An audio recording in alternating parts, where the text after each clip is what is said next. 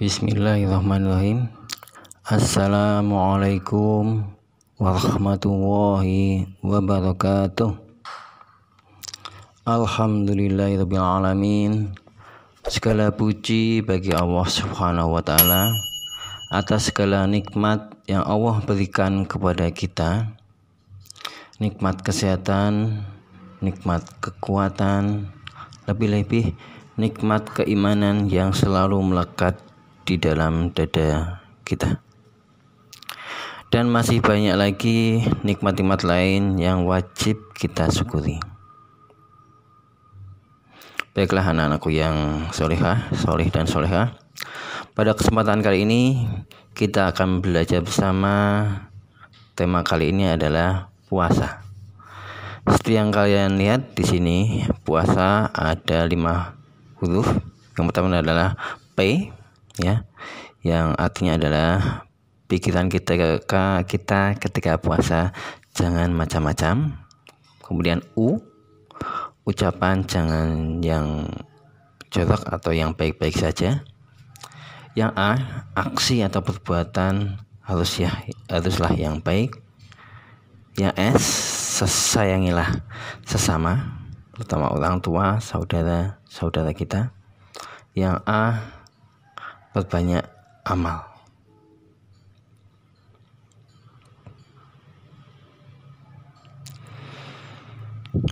Pengertian puasa atau definisi puasa.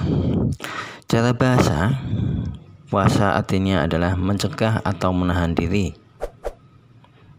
Dalam hal ini seperti menahan diri dari ingin makan, minum, dan menahan diri dari segala sesuatu yang tidak bermanfaat. Sedangkan secara istilah, puasa adalah menahan diri dari segala sesuatu, baik makan, minum, atau sesuatu yang dapat membatalkannya, mulai dari terbit fajar hingga terbenamnya matahari, dan diawali dengan niat dan syarat-syarat yang telah ditentukan.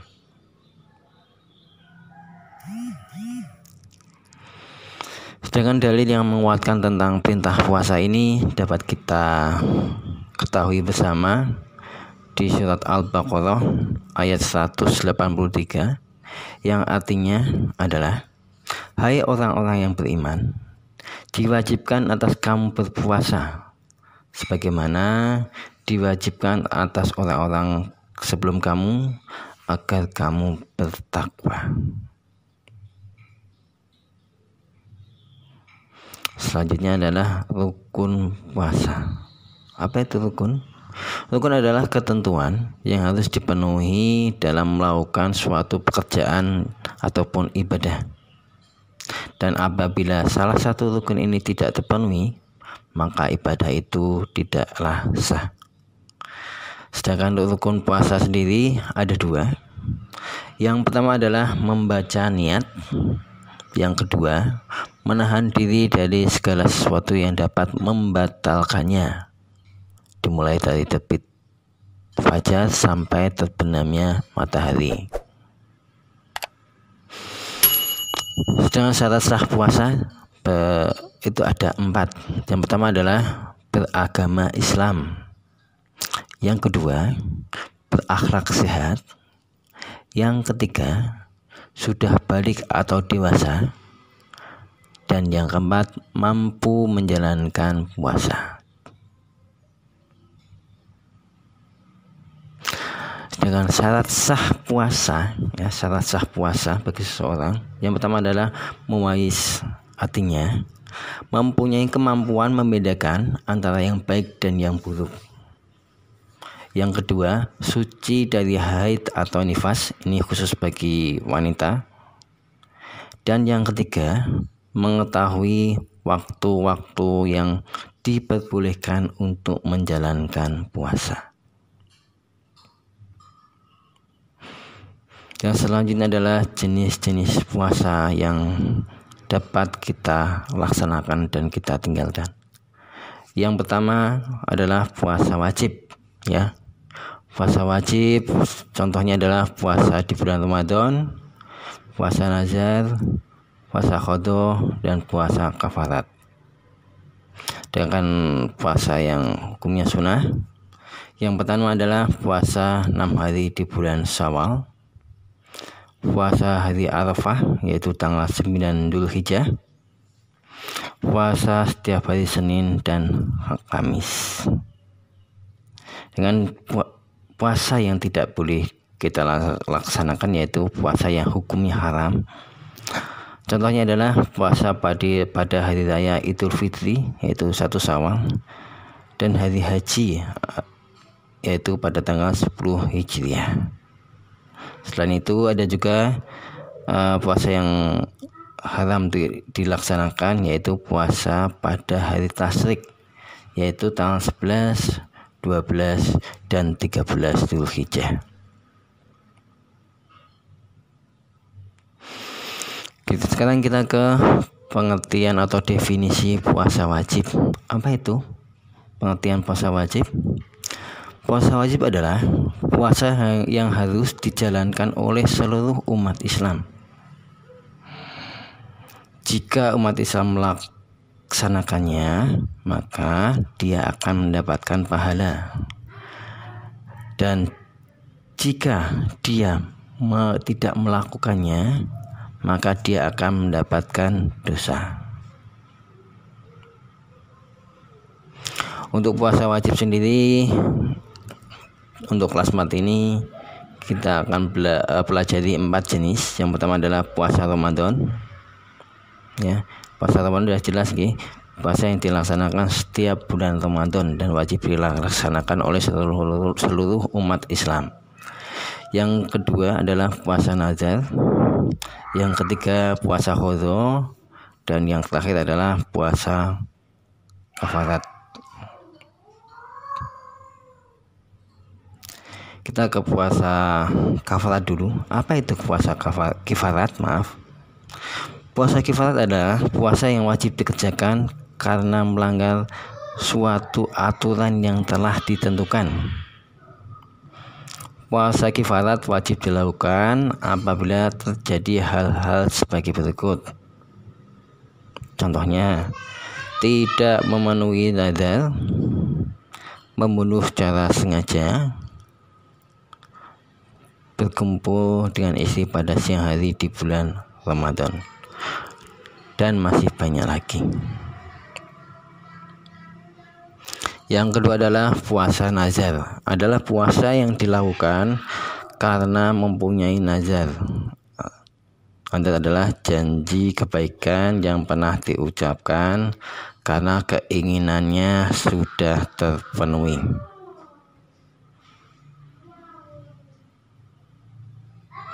Selanjutnya adalah puasa qadha. Puasa qadha adalah puasa yang diniatkan untuk mengganti kewajiban sesudah lewat waktunya. Sebagai contoh, orang yang meninggalkan puasa karena sedang haid berkewajiban mengganti puasa tersebut di bulan lainnya. Apabila meninggalkan puasanya selama 6 hari, maka wajib baginya mengganti 6 hari sebanyak jumlah yang ditinggalkan. Selanjutnya adalah puasa sunnah. Pengertian dulu puasa sunnah. Puasa sunnah adalah amalan yang dapat melengkapi kekurangan amalan wajib. Melalui amalan sunnah inilah seseorang akan mudah mendapatkan cinta dari Allah Subhanahu wa Ta'ala. Macam-macam puasa sunnah. Yang pertama adalah puasa Senin Kamis, puasa 6 hari di bulan Syawal, puasa hari Asyura, puasa Daud, dan puasa Arafah.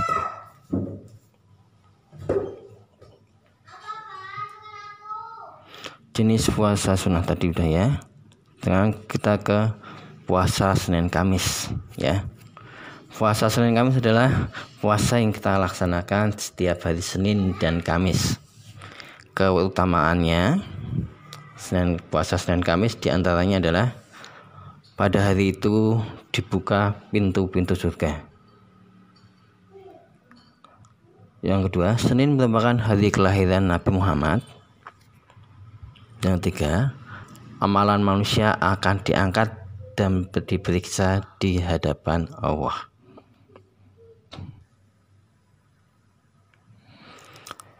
Selanjutnya adalah puasa 6 hari di bulan Syawal.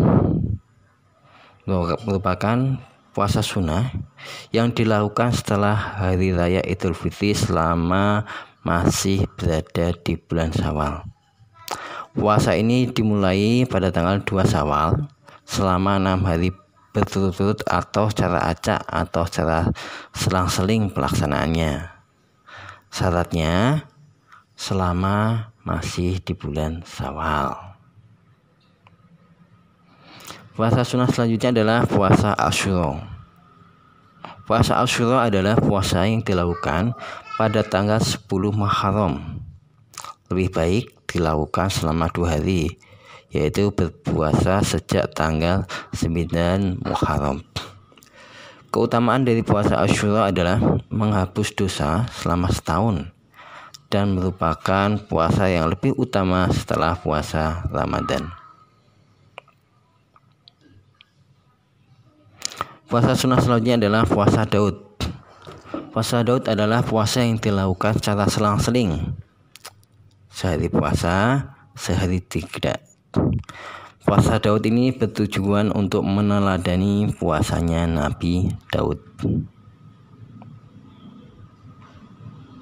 Selanjutnya adalah puasa Arafah. Apa itu puasa Arafah? Puasa Arafah adalah puasa yang dilakukan pada tanggal 9 Dzulhijjah.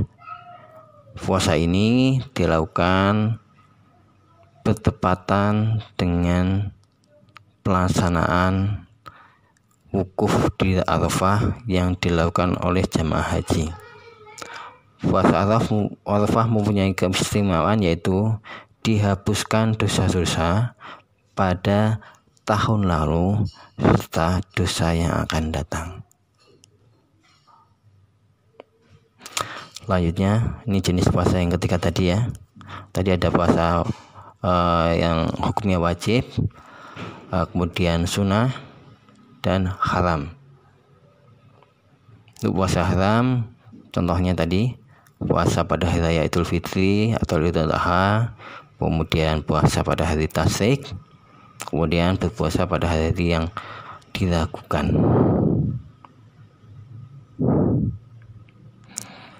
Selanjutnya untuk yang kita bahas adalah hikmah kita melaksanakan ibadah puasa.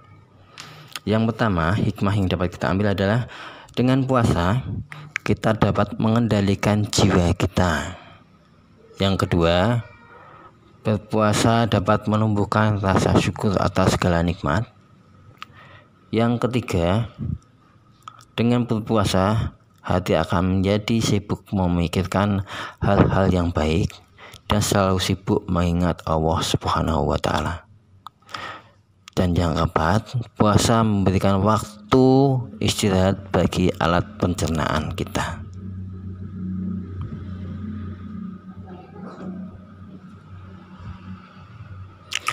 Hal yang disunahkan dalam puasa. Yang pertama adalah mempercepat berbuka puasa. Yang kedua, sahur hanya dengan meneguk air. Selanjutnya adalah menjalankan sholat tarawih dan sholat witir. Berbuka dengan kurma atau makanan atau minuman yang manis.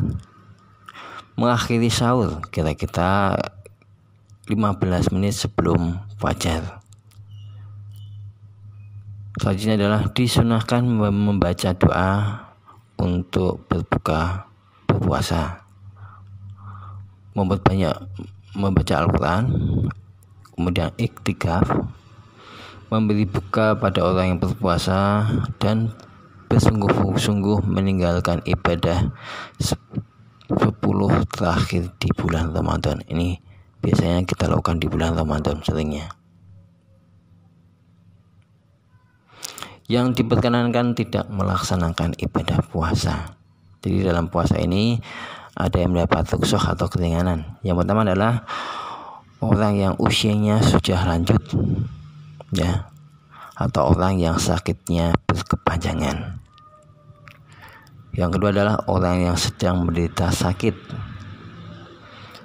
Yang ketiga, musafir atau orang yang sedang melakukan perjalanan jauh.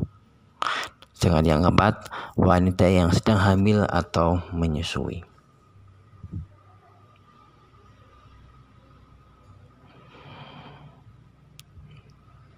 Ini orang-orang yang diwajibkan mengganti, ya, karena ada berbagai hal kendala. Yang pertama adalah musafir, orang yang haid atau nifas, wanita hamil, orang yang pingsan, wanita menyusui, orang yang sakit hanya sementara dan kemungkinan ada yang sembuh, ya. Ini yang harus mengganti, khususnya puasa bulan Ramadan, mengganti di hari lain, istilahnya gitu. Selanjutnya adalah hal-hal yang dapat membatalkan puasa. Yang pertama adalah makan, minum, dan merokok dengan sengaja, muntah dengan sengaja, keluarnya darah haid dan nifas bagi wanita, gila atau sakit jiwa, atau hilang akalnya. Yang paling bahaya ini murtad, orang yang keluar dari agama Islam. Sedangkan hal-hal yang tidak membatalkan puasa adalah ini Pak Jutuskan ada 8. Yang pertama adalah makan dan minum karena lupa, ini tidak sengaja, ya. Yang kedua adalah bersiwak atau bergosok gigi. Yang ketiga adalah muntah tanpa disengaja. Yang keempat, mencicipi makanan dengan syarat tidak ada sedikit pun yang masuk ke dalam perut. Ini biasanya sering dilakukan oleh ibu-ibu ketika memasak, ya, atau anak-anakku yang membantu orang tuanya memasak. Yang kelima, menelan air ludah yang berlindir atau dahak. Yang keenam, berkumur dan menghirup ke rongga hidung. Yang ketujuh, bercela atau meneteskan obat mata. Kedelapan, menggunakan obat-obatan yang tidak masuk ke dalam pencernaan.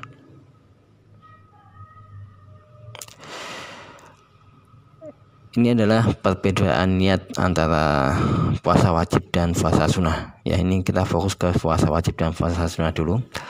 Baik puasa wajib maupun puasa sunnah, niat merupakan rukun yang harus dilaksanakan. Puasa tidak sah hukumnya ketika tidak didahului dengan niat. Perbedaannya antara puasa wajib dan sunnah. Untuk puasa wajib di malam hari pengucapannya.